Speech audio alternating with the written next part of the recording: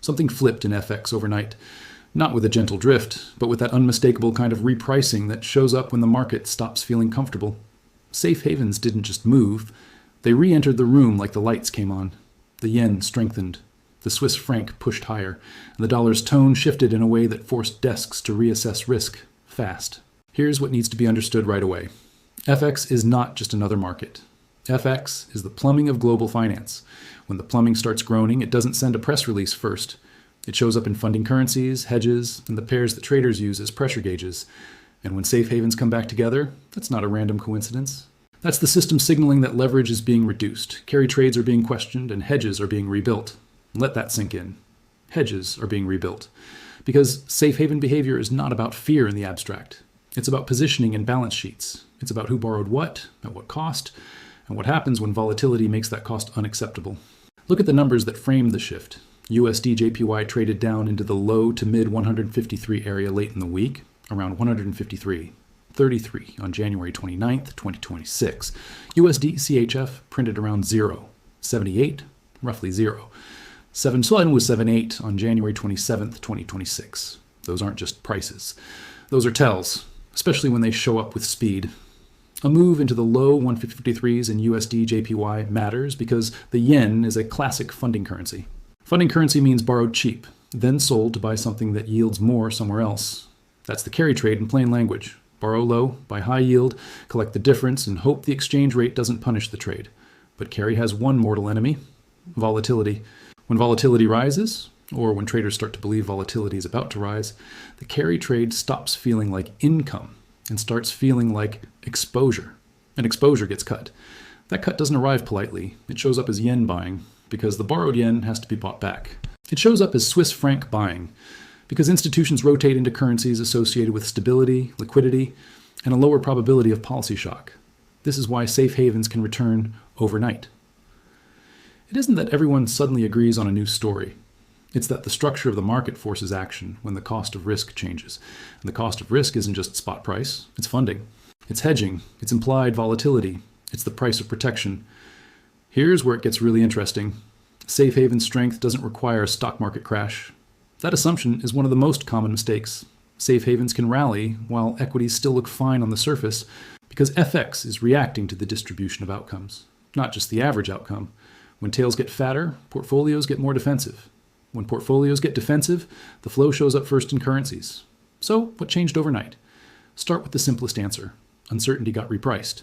Tariff threats and geopolitics reappeared as catalysts. Reuters reporting during mid-January described investors snapping up the yen and franc in a risk-averse move as the dollar slid.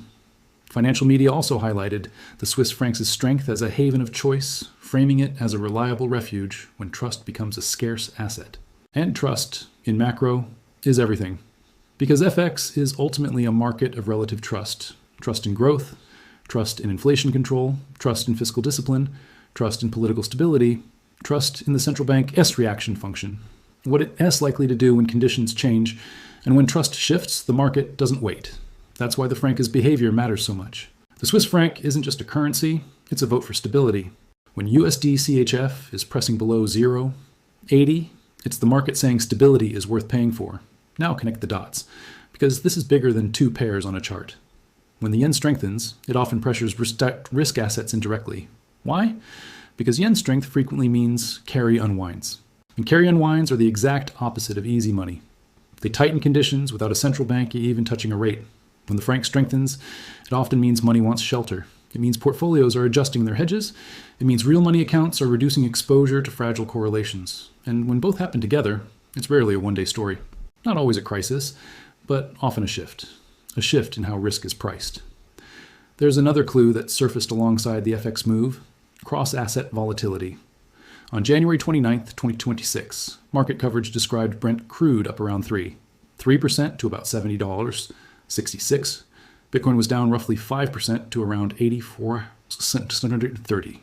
Precious metals were volatile after sharp moves and record discussions. Those details matter because they paint the backdrop. The market isn't trading one narrative, it's juggling several, and the correlations are less stable. When correlations wobble, hedging demand rises. When hedging demand rises, FX feels it first. Because FX is where global hedges live. Here's what needs to be understood about FX mechanics. Currency markets don't just trade spot. They trade forwards. They trade swaps. They trade options. They trade as overlays on equity portfolios, bond portfolios, commodity exposure, and international business revenue. And forwards are driven by interest rate differentials. That's critical, because a currency move is often a rates move in disguise. If one central bank is expected to cut faster than another, that changes the rate differential. If the rate differential changes, forward pricing changes. If forward pricing changes, hedges change. If hedges change, flow hits the market, and spot moves. Now add options. The insurance market of FX. Implied volatility is what traders pay for protection. When implied volatility rises, protection gets more expensive. When protection gets more expensive, portfolios either pay up or reduce risk so they don't need as much protection.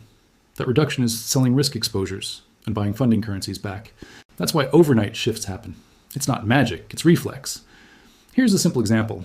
A large macro fund is short yen and long higher yielding currencies because carry has been paying. Everything is calm, vol is low, the trade looks clean.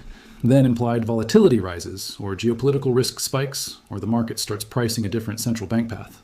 Suddenly, the risk of a sharp yen rally increases. That rally would destroy the trade. The fund can either buy options, which are now more expensive, or reduce the position. Many reduce first, because reducing is immediate. Reducing is certain. Reducing lowers VAR, value at risk, instantly. So the fund buys yen back.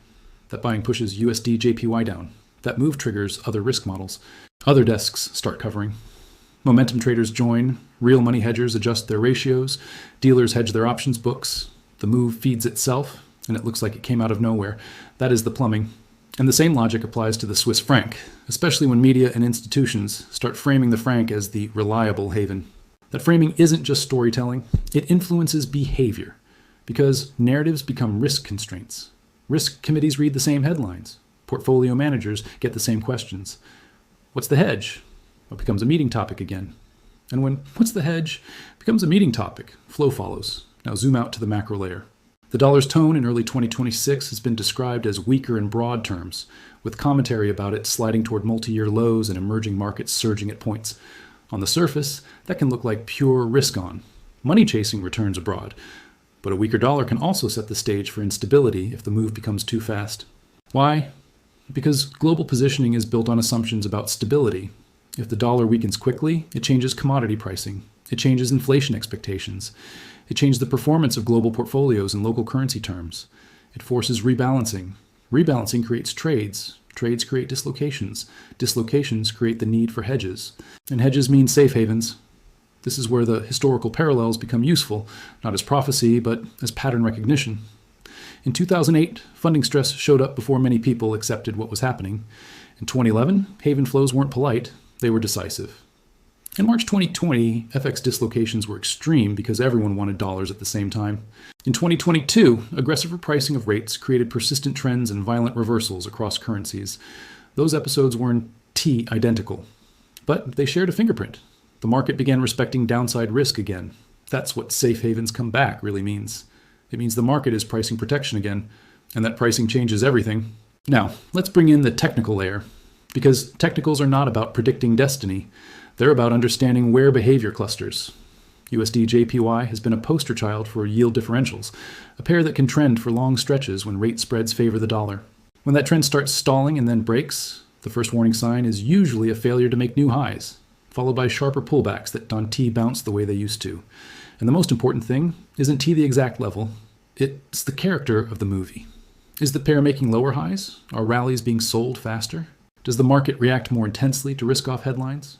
Are dips being bought with less conviction? When those answers start changing, the regime is changing. On USD CHF, the story is similar, but with a different personality. The franc is often slow until it isn't. When it strengthens persistently, it's a signal of defensive allocation and hedging demand, sub-zero. 80 is one of those zones that makes people sit up because it suggests a meaningful appetite for francs, not just day trading noise. But here's the part that really matters. And this is the hidden thesis behind the overnight move. Safe havens don't come back because people get emotional. They come back because the market structure becomes fragile. Fragility comes from crowded positioning. Crowded positioning comes from long periods of stability. Stability invites leverage. Leverage makes the system sensitive to volatility. And then, one day, the market remembers that volatility is never gone. It was just asleep. Stop and think about that for a moment. If an entire year conditions investors to believe that carry is safe, that hedging is optional, and that correlations are reliable, then the first serious shift is always more impactful than it should be. Because the adjustment isn't just psychological, it's mechanical. Now, the bearish case needs to be taken seriously because not every safe haven move becomes a trend. The bearish case is that this is a short-lived wave driven by headlines, tariffs, geopolitics, and a temporary spike in risk aversion. The flow comes in, the market breathes out, and the pairs mean revert. The bearish case also includes policy risk. Switzerland historically dislikes excessive franc strength because it can drag down inflation and hurt exports. Verbal intervention or policy adjustments can cool a franc rally. Japan also has a long history of sensitivity to yen moves, especially when they become too rapid. And technically, the bearish case is simple. If the haven move fails to hold, it can reverse violently. Traders who chased the move get squeezed. Risk rallies, carry returns, the market moves on. That can happen. FX reversals can be brutal, which is why it's so important to treat this as analysis, not advice. Now, the bullish reinforcement, the reason the haven return deserves respect, is that the move fits a broader environment where multiple pressures are converging. Cross-asset volatility has picked up, geopolitical uncertainty has sharpened, policy paths are being debated, and narratives about reliable havens are resurfacing in mainstream coverage, which influences institutional behavior. Most importantly, the move looks like positioning being corrected. Positioning corrections tend to take longer than a day, because large portfolios don't flip in one trade. They adjust in phases, they hedge in layers, they rebalance on schedules. They respond to risk limits that trigger at specific thresholds. That's why the next few weeks matter. Not because a single print at 153, 33, or 0, 7778 proves anything, but because the behavior around those zones will reveal whether the market is building a new baseline. Here's what to watch to verify it. Not through opinions, but through price and structure. Watch whether the yen and franc keep strengthening on down days in equities, and more importantly, whether they keep their strength even when equities stabilize. Watch implied volatility behavior. Does it stay elevated? Does it rise again on small shocks? Does it stop collapsing the way it did in calmer periods? Watch risk proxy pairs like AUD, JPY, because carry unwinds tend to hit those harder. If AUD, JPY keeps slipping while safe havens strengthen, that's consistent with a deeper unwind. Watch rate expectations, because FX is obsessed with forward paths. A shift in rate differentials can power trends much longer than expected. And watch the dollar IAS broad posture, because a weaker dollar can support risk in some places, while also creating instability through rebalancing and inflation channels. Now, what does this imply for different kinds of people watching? For short-term traders, the message is risk first. When safe havens regain leadership, the market is more likely to whip and reverse. That doesn't mean opportunity disappears. It means size matters more, timing matters more, and patience matters more. A good trade in a fragile market is often the one that isn't forced. For swing traders, the focus is structure. Does USD JPY keep printing lower highs? Does USD CHF stay firm below the psychological zones? Do havens respond more to bad news than they fade on good news? That asymmetry is a tell. For longer-term investors, the implication is exposure and hedging awareness. Currency is not a footnote.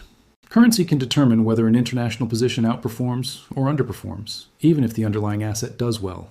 If the world is repricing safety, hedging costs and currency returns become more important.